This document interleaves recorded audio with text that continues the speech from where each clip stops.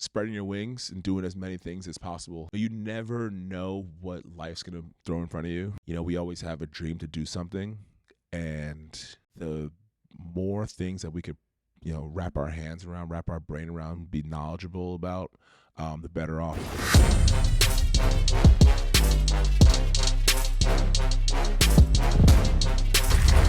Interview prep, baby.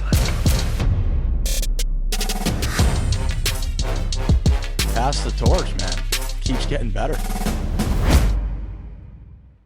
All right, Myles Jones, we are here, our first ever recurring guest for the Pass the Torch podcast. Thanks for coming on, man. Hey, man, thanks for having me. So we're out here in Boston. You had your personal pro lacrosse camp, so it looked like it was buzzing out there. What were there, 180 kids? 180 kids. That's a record. Last year we actually had in the 170s. And last year I actually had 3 camps over 150. This year was a little bit slower. I think the post-COVID, first time getting out and having fun.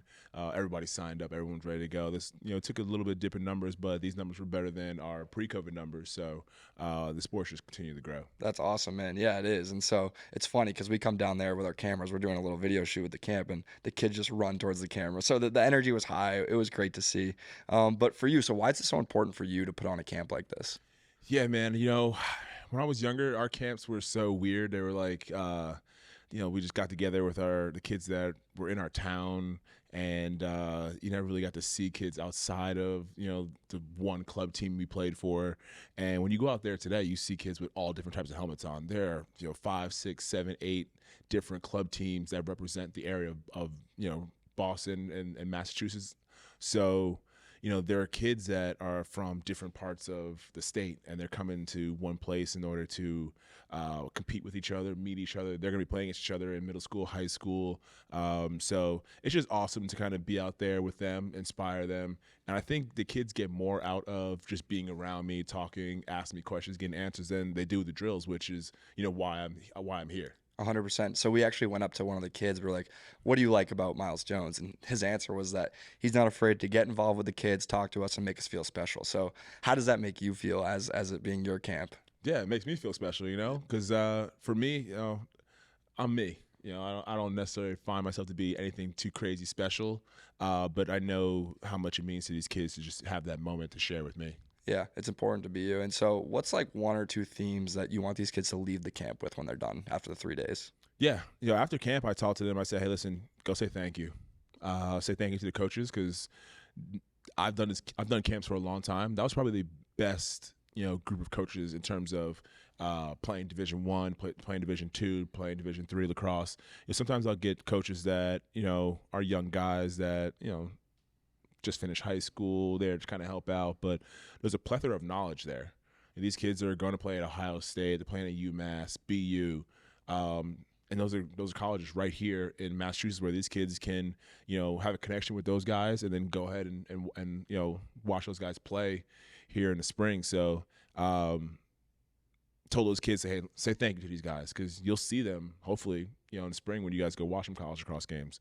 And then I always talk about kids about working hard and perseverance, talking about some of my struggles when I was a player, just letting them know that, I'm human. I'm just like them.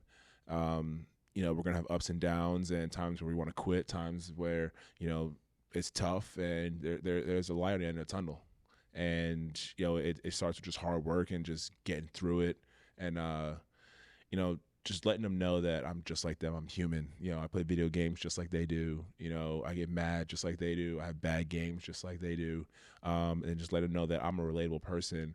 But the difference between where they are and where I am right now is just a long journey of hard work. Yeah, 100%. You can see that out on the field. And so you talked about your struggles growing up. So what are some of the struggles that you dealt with as a lacrosse player in your middle school or early high school years? Yeah. So when I first started playing, I was always a good athlete no matter what sport I played. Football, basketball. Was, my peers knew me as, Myles is on our team. Like, we're in good hands. So when I picked up a lacrosse stick for the first time, it was just like, oh, Myles is on our team. Yeah. What's this guy doing out here? We're good. So, when I first started playing lacrosse, I wasn't good. I was a kid who picked up a lacrosse stick for the first time, didn't really see other people playing lacrosse as much as you do now. didn't really have a role model at the time. You know, when I played basketball, I loved Kobe. LeBron was coming up when I first started playing basketball. And I had guys to look up to. I saw those guys on the screen. And then football, I was always a big Giants fan. So, I loved the way the wide receivers play, the quarterbacks play. Loved the way the defensive players, went about their business. And I had guys to look up to in those regards. But when I started playing lacrosse, it was just like, my dad didn't play lacrosse. My dad played football and basketball. So, he had some kind of insight onto, how the game was supposed to be played. And he gave me some pointers like every dad does. But when it came to lacrosse, my dad never played lacrosse. All his friends in high school did, but there was no connection that he and I had. So we were both kind of new at it, and all we knew was, hey, go work. If you go do the work, you're gonna get better. I've seen you do it in 2 other sports. I gotta believe, the same holds true. Picking up a lacrosse stick, so I just, was banging the ball on the wall. Drove my mom crazy because you could hear it upstairs. And I was a kid who just loved playing. I would go to my friend's house, and they would get tired of shooting, and I'd be back there just still shooting. And I think just the overall love of being successful at a young age and feeling good about the accomplishments I had as a young athlete drove me to want to be better in lacrosse, because I just couldn't settle for being an average or below average athlete in a specific sport. It was all I knew was I got out there, put my stuff on, and I did really well. So I just repeated the formula. I worked at it. I just did it all the time. And after a time, you get better at things. Right. And so you mentioned your dad. He not playing lacrosse might have been beneficial to your development as a player, right? Because I think a lot of the times parents can be too overbearing, telling their kids what to do. And you probably with your camp now have dealt with some parents. So from your point of view, what's one thing that parents make mistakes with their kid playing youth lacrosse? Like, should they just take a step back and let their kid have fun? But what's that one mistake a lot of parents are making? It's one of those things where when you have a kid, you'll kind of realize that you've watched that person grow, and all the things that you've done as a person, all the ups and downs and trials and tribulations as an adult, you don't want them to make those same mistakes, and you care for them so differently, and your ego and your pride is wrapped up in this one little person. And, I think parents get very overzealous about the end goal with their kid. I think people should take a step back, parents especially, and realize that your life has been a journey. So your child's life is going to be a journey. Let them live, let them make the mistakes when it comes to sports, because you want them to make mistakes, playing on the field, because they'll learn a lot about themselves as a person, so they will know how to handle adversity when it's time to get off the field. I think I learned a lot about myself as an athlete, and all things that hold true off the field. My coach at Duke was really cool because he taught us a lot of life lessons through lacrosse, and he was straight to the point about it. Hey, listen, you guys suck today in practice. You're going to have days where you just suck, and you can't feel sorry for yourself because no one feels sorry for you. So I think that, for parents, take a step back. Let your kid have fun playing a sport. It's a sport. They're called games for a reason. Right. You're supposed to have fun playing them. And I think it takes the fun out of the game when the parent is super overbearing. We want our kid to be really successful. We want our kid to know what it's like to work hard and try hard and get to the results they want to. But at the end of the day, they're a kid. The most important thing to them is having fun. And for parents to help their kids enjoy things, I think they just got to be supportive. Push them a little bit, because kids need pushing. They just, like I said, they just want to have fun. So when it comes to getting a little bit of extra work out of them, they might not see that as fun, but it's your job to put it in a position for them to see that it's beneficial.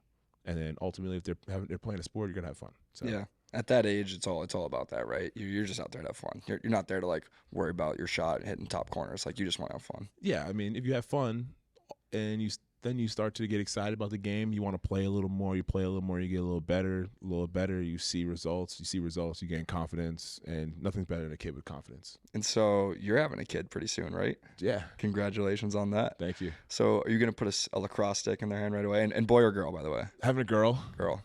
Excited about that. I think that I've talked to some of my other athlete friends who have daughters, and when we're an athlete, we get in that mindset that we're ready to play a game, and like we're super aggressive, and we're turning that switch off is one thing, but a lot of my friends that have daughters say that it's nothing's better than turning that switch off, and then like goo gaga little girl just like really wants to be with you, and it just softens you as a person. And I'm really excited. I will probably get her to play lacrosse, but I think between my fiance and I, we're both pretty athletic. I think that she'll be an athlete. Sure. She's already moving around in the belly a lot. It's a real freaky phenomenon. Flexing the muscles. Yeah, she's like kicking and moving around and stuff for like the majority of the day. So anytime we go see her on the ultrasound, she's like legs over her head, like doing some crazy somersaults. So we know we got a pretty good athlete in there. Yeah, I mean that's gonna be special, man. That's gonna be special. And so it's awesome seeing some of the energy out there on the field today with those kids. And so very high tempo, a lot of laughs. Do you keep that same energy in the PLL locker room with you? Yeah, I think that, like I said, we're little kids at heart. Sometimes when the tough gets going, I kind of make the guys sit back and say, "Hey, listen, remember why you started playing lacrosse?" And it's, "Oh yeah, I started playing because my friend Johnny was playing, or I started playing because my dad was playing. I started playing because I saw kids having fun, and I saw like the underlying message is that it's a positive experience as to why we started playing the sport." And I always tell guys to step back, and find that inner, that young self, that person who smiled when they found that they were signing up for lacrosse, and carry that same energy, and let's have fun. Because when we have fun, everybody plays loose, they're themselves, and you're some of the best players in the world. So especially on our team, man, we got our talent, is loaded from every position.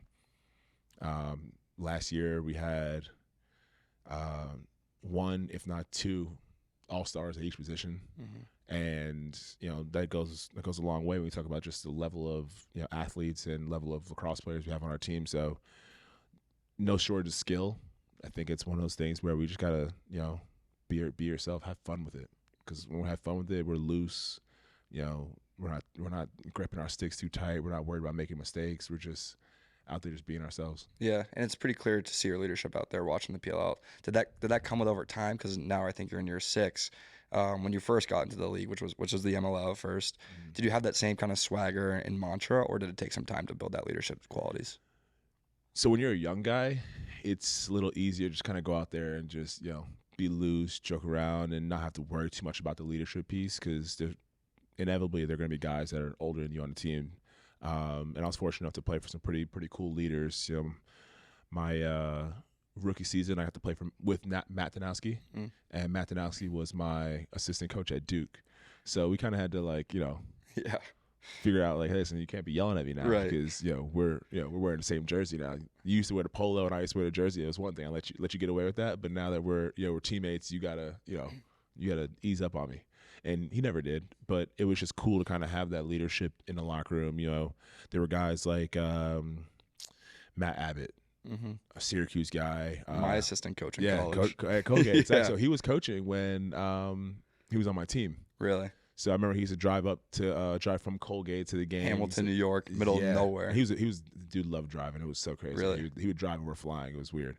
But Matt Danowski, Michael Evans, guys that have been around for a while, and those guys kind of led us.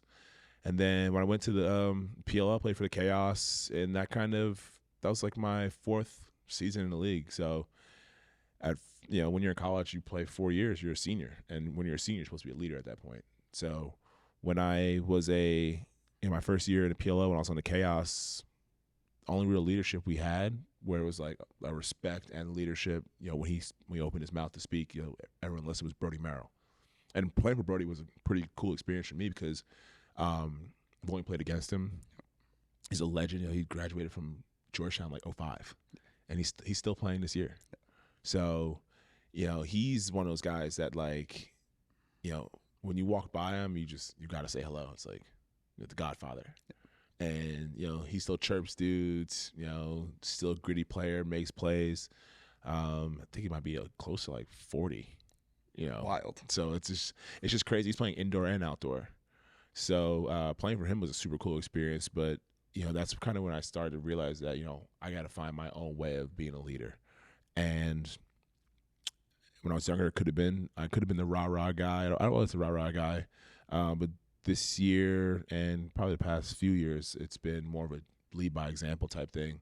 I show up, I play the game with a lot of tenacity, but I'm always smiling, having fun with the game. I've always been a fun guy.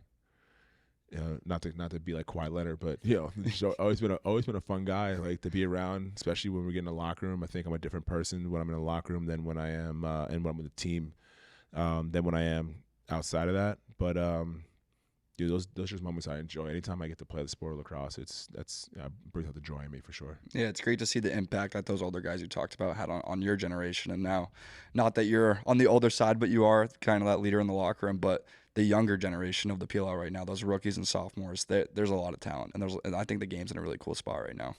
Definitely. We see guys that are, well, even if you look at the youth game now, Right. Kids are just so much more talented and skilled than they were when I was younger.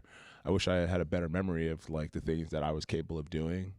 But I see some of these kids at a pretty young age that are doing, pretty remarkable things and very creative. But that's just how the game's been going. And you see some of these young guys that are super crafty, super skilled. And when you're super skilled, you can step on the field as a rookie and dominate this game. And you see that with some of the kids, Chris Gray, Jeff Teat, Logan Wisnowski. Some of these young guys that have just stepped onto the scene, they're going to be superstars. They're all-stars in their first season. So the future of lacrosse is very, very bright. Yeah, it was cool to see. I was watching the All-Star game, which was this past week. I know this podcast coming out September, but you had a nice feed to Chris Gray right there on the crease, which is cool to see. Just kind of new rookie in the league, but already a superstar on the biggest stage. Yeah, and he's one of those guys that's going to be super special for a long time. His skill set is one of those things that is very sustainable in this league. Guy who can, he's a little bit of a pass-first guy, but he's known to score some pretty nifty goals. He holds the record for most points in NCAA history, and it's him. And then you have Lyle Thompson, who's on one team. Then the next guy is Rob Pinnell, who's on my team, and then Matt Tadowski just retired a couple of seasons ago. So the league is just stacked with talent guys who are used to just filling up stat sheets. Yeah, it's in a really good spot. And so you have a lot of years left. I know you have kind of some goals, a PLL championship, MVP, and whatnot, but looking at life after lacrosse, we just got off the field doing your camp. Do you think coaching's in your future at all? Oof, there's a difference when you coach the pro game, when you coach the college game, and I do feel like I could be a good pro coach. It takes a certain type of person to be a good pro coach because you're coaching grown men. For the most part, these dudes are some of the best players that have ever played the game, and they're good whether they have a coach or not. So as a head coach in the pro game, it's your responsibility to kind of just bring those guys together. Some of the better coaches are the guys that also played pro lacrosse. In my opinion, those guys are just like, hey, listen, they've been in the position before. They know the ins and outs of the pro lacrosse lifestyle, and they know how these guys want to be coached. And you do a little more sitting back than you do jumping guys, getting down guys' throats about making mistakes. And I think those coaches are usually more successful ones. But if you're a guy who can just scout through their team really well, put together a good scouting report, preparing the team and bringing the team together, and just being one of the guys, you could be a really successful coach in this league. Like you see, just look at the PLL. Andy Towers won a PLL championship, and he's a guy that the guys like to play for. And he's rah-rah. He's rah-rah. Yeah. He's funny. He's awesome, high energy. But then you have Coach Stagnita, who's won a couple championships, and he's a little more reserved. He's known to jump guys a little bit, but his preparation is key. He's one of the guys that he brings the guys together, and his preparation is top notch. So you see two sides of the coin there, but they all fall into that mold of being a good pro coach. Yeah, it's an interesting phenomenon with like coaching men in the PLL versus being a college coach. And it's interesting. Our new Rise Up podcast hosted by Scotty Rogers, Greg Beast, that's something they talk about, right? Because it's like you said, like 30-year-olds. You're not coaching the 18-year-olds that are getting in trouble going out to the bars every weekend. So it's a different game, but it's cool to see kind of that transition. For sure. And, I'm excited to listen to those two get on a mic together. You'll like it. You'll have to join the podcast. Yeah, I'm sure they'll get me on. Me and Roger are good boys, and I'm sure us three mix in a little wine or that'd be great. A little tequila. It'll be a good it'll be a lot of good lip going back and forth. I think Scotty Rogers is one of the most misunderstood people in the sport. I think that you could say it for a lot of guys in this league. Like, I think when it comes to some of the more higher profile guys, people tend to be a little bit intimidated by them. And I go, guys like me for sure. I think guys are a little intimidated by me. Just alpha to alpha. It's like, guys like Rob Pennell. People misunderstand him. Paul Rabel, obviously. And I think when you get to a certain level, guys kind of like I think they check you a little bit. They're like, what's he about today? But Scotty Rogers, great dude. Greg Riley, another great dude. Guys that have they've put being a pro lacrosse player full time in a special light when it comes to taking a chance and doing that. Scotty Rogers went to Notre Dame. He could could have done a lot of off field things in terms of a corporate job or whatever. And Greg Riley, really intelligent, well spoken businessman. Obviously, he's built up his Face-Off Academy to be a pretty dominant business, and he's put some kids at a high level in terms of facing off, and so those dudes could have done a lot of things outside of just playing full-time lacrosse, but they saw the vision, they saw the dream, they love the sport, and there's no there's no surprise that those guys are speaking lacrosse on a pretty cool podcast. Yeah, I was gonna say they're growing the game for sure, so it's cool to see. But awesome, man. So we're gonna jump into some rapid fire. Cool. You can do one word, one phrase. Take as long as you want. But what is your tunnel walkout song? Tunnel walkout song. I like Future. Future's one of my big hype music fans, but recently I've listened to Jimmy Cooks by Drake and 21 Savage. That's just new song. Oh, I haven't even heard it. Oh yeah, listen to it. All right. It's one that you play at a party. You can play it before the gym. Yeah, play it just chilling. One of those good ones. Love to hear it. Favorite pregame meal. Oh, favorite pregame meal. I've been recently trying to keep it light. Just like a small wrap and maybe a vegetable side, something light that so I can stay hungry during the game. Yeah. So what's your favorite color to put in your hair? I've seen green. I think you got purple or pink back there now. Pink right now. Pink. Well, pink's for baby girl. Okay. Gone away. So we did our gender reveal with the pink.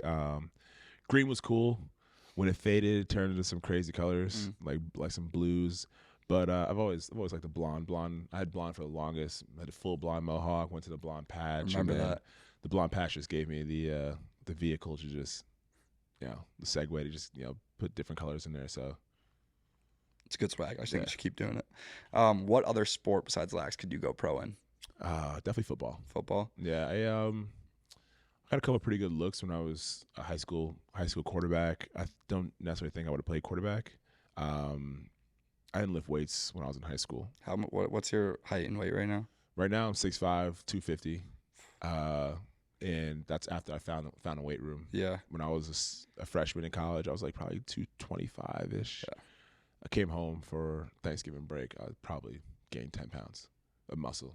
It's my first time lifting. Scary. It was fun. Yeah. But I mean, if I would have played football, lifting would have been something that would have caught on, to pretty quickly. Especially if I went to college, played football. Probably would have been a tight end or maybe an outside linebacker. I was gonna say tight end. Yeah. So. Are you a NBA or NFL fan more? Oof. Well, I've probably watched them equally, and it's weird to say because one has 82 games, the other one they play 17. Right. But there's just so many basketball games. I've definitely been to more NBA games than I have NFL games. So okay. So I will say that. So the Warriors just won the championship. Who do you have winning next NBA Finals? I want to see the Lakers back in it. Well, if they make But- some moves towards Katie or Kyrie, I think they have a chance. Yeah, it's tough. But I'm thinking that maybe the Sixers or maybe the I'd like to see Celtics. the Celtics. I'm a Celtics fan. I'd like to see the Celtics. I like the Celtics. Jason Tatum's nice. I like the way that Marcus Smart plays. Jaylen Brown is nasty. Nasty. I think they need who's their big man? It's Al Horford and Robert Williams, but he's more of a defensive guy. Yeah, if they had like one more like scoring ish Right. big That's man, what we need.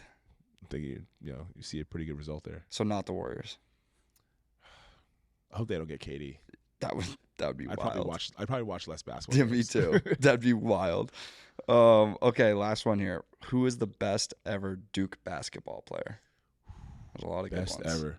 I mean, I got to go JJ Redick Okay. because when you just look at Duke basketball, he's the quintessential Duke basketball player. I mean, guys think about Christian Laettner too, but I think that being a younger guy, I can't necessarily relate to the people who would say that. I mean, you have great players like Grant Hill, Carlos Boozer, Jason Tatum, too, Kyrie, who Kyrie. didn't play a lot, but Yeah, I mean, I was gonna say Kyrie if I wouldn't say JJ Redick, but I'm going just wearing the Duke jersey. fair. I'm gonna go JJ Redick. Fair. Awesome. Well, I appreciate it. We're going to finish up here with our one final question. The rowback question of the day. Use Torch20 for 20% off your first order. But we talked a lot of different themes today, right? So what's one lesson that you learned throughout your career and your journey that you could pass along to this next generation to help them accomplish their dreams? Yeah, so for me, I think that spreading your wings and doing as many things as possible. Like, you never know what life's going to throw in front of you. And we always have a dream to do something, and the more things that we could, wrap our hands around, wrap our brain around, be knowledgeable about, the better off. Because this life's about pivoting. If one thing doesn't go right, you can step away from that, that dream or that path, or you can simply pivot and choose a different route to get to, what you want to accomplish. So, do as many things as possible. I tell kids that all the time. Like, listen, do as many things as possible. Play as many sports. Try as many new things. I always tell kids, hey, like, I played 3 sports in high school. I played the saxophone. I played video games. I did a bunch of different things. So when I step back, I can kind of take little pieces of things from each, activity and kind of cultivate that into who I am today, and just like lessons learned. I learned a lot of lessons from playing the saxophone. It's funny because not many people know I played the saxophone, but I love music and I got an ear for music. You'll hear a song and I know exactly where the artist and the engineer and everybody sampled it from. And I think I learned it from my dad. My dad was a big blast music in the house type person. And I realized that I was becoming kind of like him when I bought my first house in Atlanta, lived alone, and I had the sound bar under the TV and subwoofer in the corner. I was playing music real loud, and people were like, "Yo, why do you do that?" And I was like, "Dude, first of all, it's my house." Yeah. And then I kind of started thinking, like, why do I do that? Yeah. And it's my dad. He used to play Stevie Wonder all the time when I was younger. So like listening to old music and just having an ear for music, ear for lyrics, and ear for just all that is something that I carry with me today. And I think that started from my time playing saxophone. Right. Can you still dabble? It's funny. I actually went to a friend's house in Wisconsin, and he played for the Green Bay Packers. And I was staying in his house with a few buddies, and we were going to their game against the Carolina Panthers. So I also had a friend on that team, so I just wanted to see both of them play. And he had an old saxophone in his basement, and we were messing around, having a few drinks, and popped out the saxophone, played "Mary Had a Little Lamb." I remember that one off Off the cuff. off the cuff. But I could read music too, so we were trying to bring up some music, but reading it on the iPhone wasn't that great. But, So- Yeah, maybe you won't be a coach in life after lacrosse, but maybe you'll be in a jazz band. I was in jazz band in high school, so There you go. Well, Myles, I appreciate the time, man. Best of luck to you, and thanks again. awesome. Thank you.